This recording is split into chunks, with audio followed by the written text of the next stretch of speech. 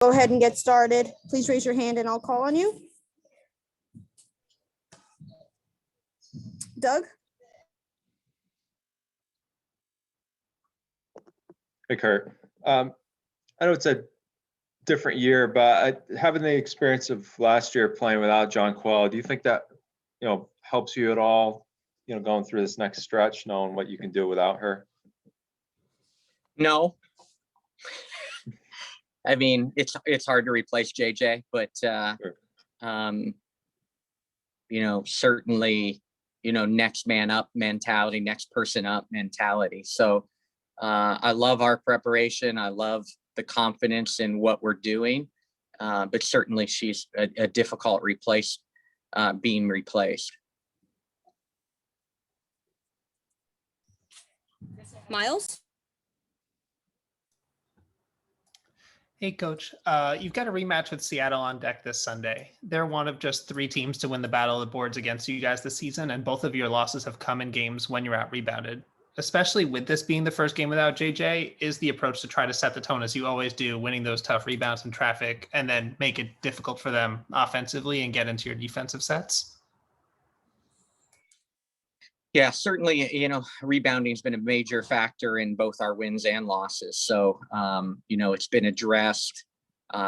You can't replace the best defensive rebounder in the world with one person. So everybody's got to take a little bit of ownership in the rebounding category with the loss of JJ, with the departure of JJ. So, big part of our game. Again, it was a big part of the story in Seattle. But more importantly, their transition is elite. Their transition offense is elite. They scored a bunch of points in transition off our turnovers, in transition with just one pass threes. Got us, they got us, just on our heels before we could get our defense set. So we've got to get them into the half court. We've got to have a good night with defensive transition. And, that all starts at the offensive end. Good shot selection, low turnovers. Can we rebound? Can you rebound offensively against them, which then slows their breakup? John? Hi, Coach. It's been a long time between games for the Sun. Is that good, bad, or indifferent for you? A little of both, right? Yeah, obviously, you're locked in. When you play 9 games in the first 19 days of the season and you play 10 games in a hurry, you're locked in because it's the next game, you're constantly prepped. So you worry about losing some momentum. The good news is that we've had a little time to adjust with the departure of JJ and talk about how we are a little bit differently built now. How can we have success at both ends of the court without JJ? So knowing that we were going to lose JJ, having this extra practice time has helped us there. But again, we were on a roll. We were locked in going from game to game. So you hate to see that break coming when you're playing so successfully. But we've utilized it. The unique situation that we're in, it's allowed us to address some things and talk about playing without JJ. Thank you, Coach. Yep. Followed by Brendan. Hey, Coach, and you're one of like 4 teams to have at least a week off in between games during the first half of the season. How beneficial is it to have a week off in between games? Yeah, hugely beneficial. As we talked about how difficult playing 9 games in 19 days and those difficult stretches when you play 4 and 7, 6 and 11. That's really, really difficult. You don't get to work on a lot of things that have slipped or you want to go back to. It's just constantly the next game, the next preparation. So you finally get a break to be able to talk about yourself and work on yourself, get on the practice floor, work on some things that maybe had slipped because it was game after game. So everybody has these stretches. We felt like we were the only one playing early on. We felt like we had the most games. And for the longest time, we had played the most games. But we knew our break was coming. Now this is our break while other people are in their tough stretch now. So, what comes around goes around in this league with scheduling. And so we're trying to take advantage of really working on ourselves during this this break in games. Brendan? Hey, Coach. Just curious, kind of off that thought there of working on yourselves. What kind of approach do you take to the week in terms of watching the rest of the league? Do you spend a lot of time watching games live? I'm just curious what you do with the rest of the league in a week like this. Yeah, you encourage your players to watch games of teams that you're going to upcome and play. So, we were asked all eyes on Seattle, Atlanta on Wednesday. They play again tonight. So another Seattle, Atlanta matchup that you hope that they turn into. Then we know 3 out of 4 games, we have Chicago in this stretch in the middle of the month. So we're encouraging them to get eyes on Chicago as they've gotten healthy, if they've gotten players back in their lineup, get some eyes on Chicago. The coaching staff is constantly working. I have a staff that, never stops working on their scouts, on preparation for, future opponents. So we constantly have eyes on the league. And then you encourage your players on your upcoming opponents to make sure they're continuing to watch them. Thanks.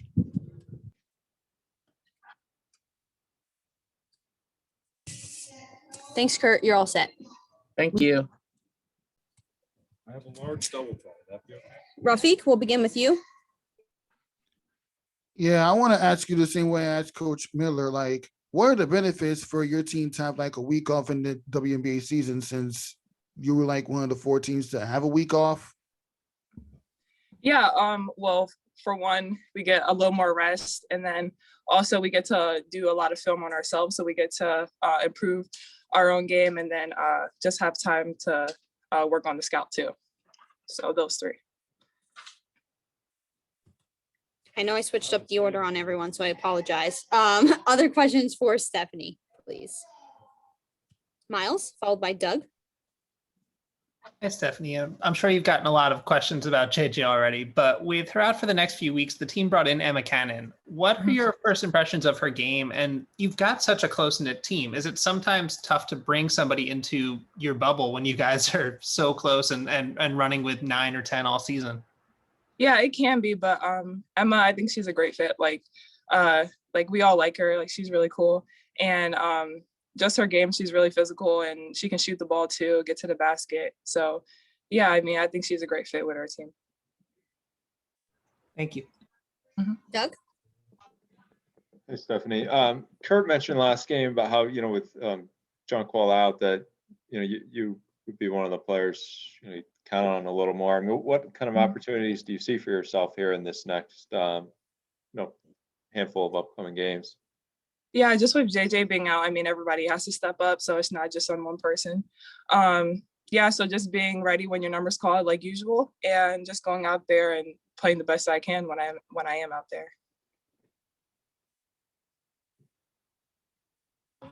Any other questions for Steph? All right, you're free to go. Okay, thank you. Thank you.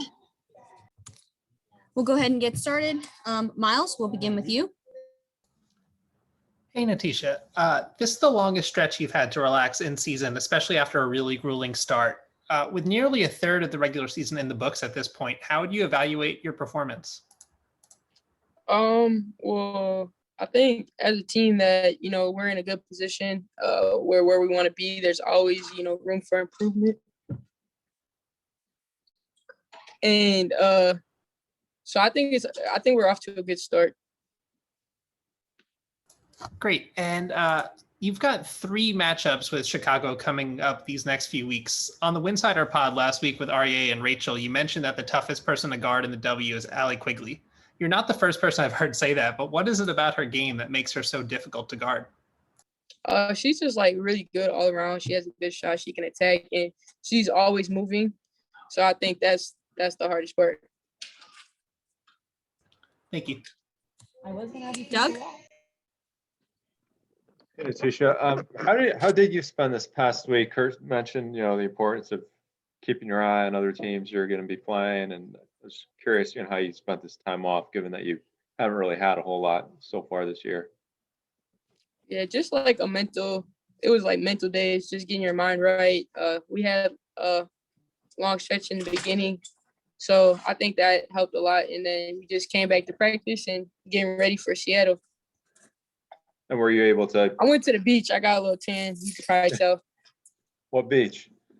I don't even know the name of it, actually. Okay. And just one more thing, for yourself personally, do you, whether you're coming off the bench or starting, do you attack the game the same way? Do you have the same mindset, or do you think differently coming off the bench? No, it's the same mindset. Just like whatever opportunity or whatever I have to do for the team, that's where my mindset's at. Whatever I had to do. Nice. John? Hi, Natisha. You got a couple games coming up in Chicago. I was just wondering if you're going to have a little contingent from Wisconsin coming down for the games. Oh, sorry. Can you say it one more time? You got a couple games coming up in Chicago. I was just wondering if you're going to have any family and friends come down from Wisconsin, cheer you on. Yeah, my whole family gonna be there. They're real supportive, so they'll be out there. My Good luck. parents actually just left from here too, so Oh, cool. they're always Good luck. coming to watch. Yeah. Thank you. Sorry, Rafi, you accidentally put your hand down. You can go ahead. You'll be the last question. Yeah, to talk a little bit more about the Chicago games you have after the Seattle Storm game, like this is a two-part question. Like, with Candace Parker finally getting back to playing, or the possibility that you're going to have to face Candace Parker, like, what can you say about the way she progresses as far as the inside scoring and the way that she managed to contest the shots that the opposing players throw up? I mean, honestly, like right now, we just focused on Seattle since that's our next game. I'm sure like once we're finished with that game, we'll start focusing on Chicago. So honestly, I haven't even been thinking about that right now. I'm just worried about Seattle and the Seattle game plan. Okay, so with this, and that's actually part of my second question anyway. If you had a chance to check out the way Seattle outshot the Atlanta Dream from the 3-point lane, like what are some of the ways you study in terms of being sure that the scoring defense is more improved when you're going up against Seattle? Yeah, so we got a good game plan. I think the important thing is just to know who's taking the shots, who we want taking the shots. So I think that's our main focus going in. And we get another opportunity to watch them tonight. So hopefully that will help as well. John, do you have another question? No, I'm sorry. I thought I put my hand down. Oh, no problem. Oh, there All it right, is. Natisha, Sorry. you're all set. Thank you.